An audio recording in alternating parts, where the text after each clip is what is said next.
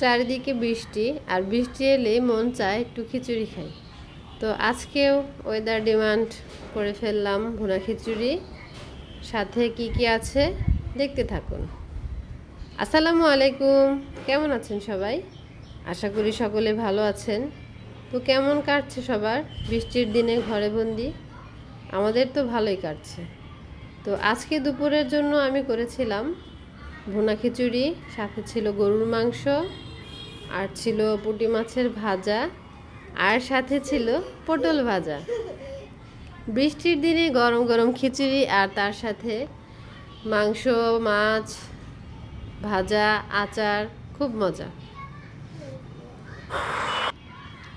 বাহিরে বৃষ্টি হবে আর ভুনা খিচুড়ি না রান্না করলে কি চলে? আজকে আমি ভুনা খিচুড়িটা করেছিলাম আমন ধানের চাউল দিয়ে, আর সাথে অল্প কিছু পরিমাণ মসুর ডাল দিয়েছিলাম। আপনারা চাইলে পোলার চাল দিয়েও করতে পারেন, ভাতের চাল দিয়েও করতে পারেন।